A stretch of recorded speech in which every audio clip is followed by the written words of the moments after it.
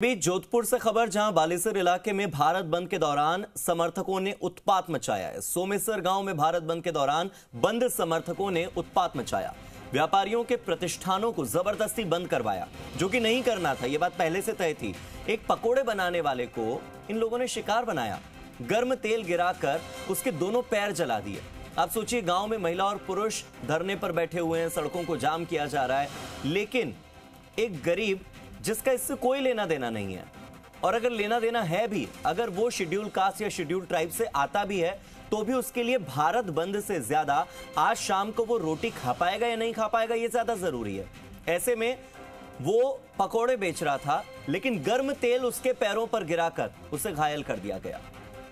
क्या यह है भारत बंद का उद्देश्य? किसके उत्थान की बात हो रही है? गरीबों के उत्थान की, किसी जाति विशेष के उत्थान की? और क्या जानकारी है कि वो पकोड़े बेचने वाला किस जाति का था? वो गरीब था, उसे केवल अपने घर की रोटी की चिंता थी कि शाम को खा पाएगा नहीं खा पाएगा। इसीलिए भारत बंद से ज्यादा उसे अपने पकोड़े की दुकान की परवाह थी। उसने अपने पकोड़े की दुकान खोली और इसके बाद उसके ऊपर गरम तेल गिरा दिया गया। लोग धरना दे रहे हैं। ये तस्वीरें आप देखिए। उत्पात मचाने की आवश्यकता क्या, ये बड़ा सवाल। इस आदमी को जलाया गया, देखो गरम गरम तेल इसके ऊपर डाल के इसको जलाया, देखो इसकी हालत देखो। मेरे साथ मेरे सहयोगी दामोदर जुड़ गए। सीधे दामोदर का रुख करते हैं। दामोदर, थोड़ी देर पहले आप ये बता रहे थे कि सिंधी कैंप बस स्टैंड पर आज बसों की आवाजाही भी प्रभावित हुई है। समझ नहीं आ रहा है कि भारत बंद का इतना ज्यादा असर उन चीजों पर क्यों जो आवश्यक हैं। पहले कहा गया था परिवहन पर, रेल सेवा पर कोई असर नहीं होगा, असर हो रहा है। जोधपुर में एक पकोड़े बेचने वाले के पैरों पर गर्म तेल गिरा दिया कि अपना ठेला बंद कर लो। ये किस तरह का उत्पात है? जबरदस्ती क्यों?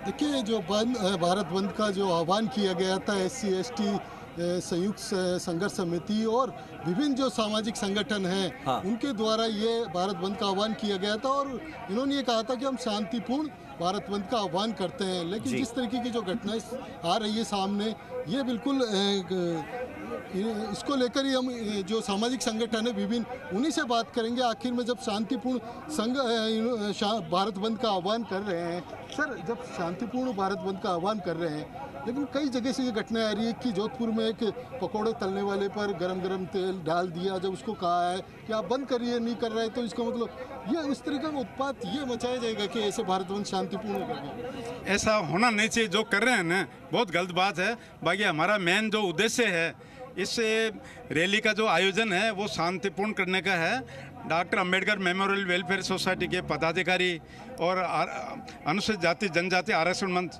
संयुक्त तत्वाधान के अंदर ये आज ये रैली का आयोजन हो रहा है। और आपको पता ही है कि भाई क्यों हो रहा है।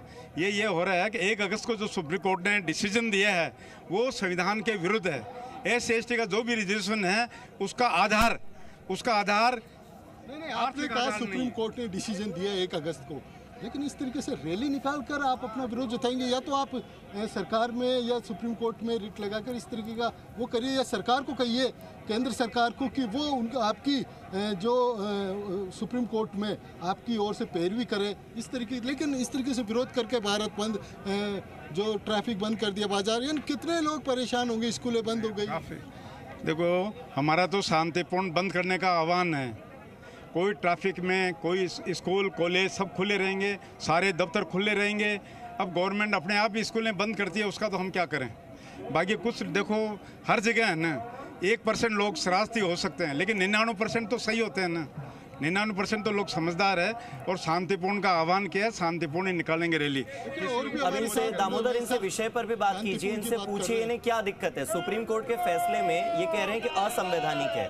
भारत का सर्वोच्च न्यायालय और चीफ जस्टिस भला कैसे असंवैधानिक फैसला दे सकते हैं? संविधान सम्मत होता है सब कुछ सुप्रीम कोर्ट के अंदर। देखिए, हमारे साथ और भी जो सामाजिक संगठन के लोग हैं वो हैं। सर, जब सुप्रीम कोर्ट एक संवैधानिक पीठ होती है तो उनका जो फैसला लिया गया है, क्योंकि वंचित वर्ग को भी आगे लाने का, ऐसा तो नहीं कि आरक्षण खत्म किया जा रहा है, लेकिन उसमें ये विरोध क्यों? फिर वंचित वर्ग को ऊपर लाने की बात है और संवैधानिक पीठ है वो तो। सर, जिस प्रकार से राजस्थान के अंदर OBC के अंदर से 5 जातियों को 4% का विशेष आरक्षण दिया गया, MBC बना करके, उसी प्रकार से अगर इन वंचित जो रह गए हैं, नीचे तबका है, उनको अलग से 2% का आरक्षण दे ताकि वो इधर भी अपने पार्टिसिपेट कर सके, एससी के अंदर भी कर सके, और एक स्पेशल एससी का दर्जा दिया जाए उनको, और उसी के अंदर क्या कहते हैं वो फायदा उठा सकते हैं और अपने आप ऊंचा आ जाएगा उनका भी। और रही बात, जैसे आप कह रहे हैं कि भी आज ये शांतिपूर्ण बंद हमेशा शांतिपूर्ण है हमारा, लोगों से जो आर्टिकल 341 और 342 है उसके अंदर किसी प्रकार का अमेंडमेंट केवल संसद या राष्ट्रपति द्वारा ही किया सकता है। इसमें सुप्रीम कोर्ट को जो है फैसला नहीं लेना चाहिए था। अगर आज राष्ट्रपति चाहे तो इसको जो है अध्यादेश ला करके संसद अध्यादेश ला करके इस फैसले को रोक लगा सकती है ताकि इस देश में शांति और अमन कायम बना रह सके। शांति अमन कायम रहे। आप झंडा लेके खड़े हो, किस मकसद से यहाँ पे आए हो आप? ये आरक्षण के लिए आए हम। हमारे आरक्षण से छेड़छाड़ नहीं की जाए और जो क्रिमिनल नॉन क्रिमिनल है वो लागू नहीं किया। दामोदर एक इनसे बात करने की कोशिश कीजिए, इनसे समझने का प्रयास कीजिए कि अनुसूचित जाति का अगर मैं उदाहरण लूं, एससी के अंदर बहुत सी ऐसी जातियां हैं जिन्हें कि 100% कोटा मिल जाता है। उस एक जाति के लोगों को नौकरियां। एक जाति ऐसी होती है जो होती तो शेड्यूल कास्ट है पर उसके एक भी आदमी को नौकरी नहीं मिलती है। तो उस वंचित जाति जो आती अनुसूचित जाति में ही है, उसका फायदा कौन देखेगा? उसको वंचित जाति से बाहर कौन निकालेगा? उसको अवसर कौन देगा? देखिए, हमारे साथ और भी जुड़े हुए, उन्हीं से बात करते हैं, सामाजिक संगठन जो अलग अलग आए हुए हैं। सर, जब सुप्रीम कोर्ट ने ये फैसला लिया है कि जो SC ST के ही हैं उन्हीं के वंचित लोगों के लिए तो वर्गीकरण किया जा रहा है, वर्गीकरण, लेकिन फिर उसको लेकर ये विरोध क्यों? क्योंकि आप ही के भाई है, वो चाहते, सुप्रीम कोर्ट चाहता है कि वो भी मुख्य धारा से जुड़े। इस फैसले में ये है कि वो एक भाई को दूसरे भाई से दूरी बनाने का फैसला है ये, और ये हम नहीं चाहते। हम सब अभी भी एक है और हम एक ही रहेंगे।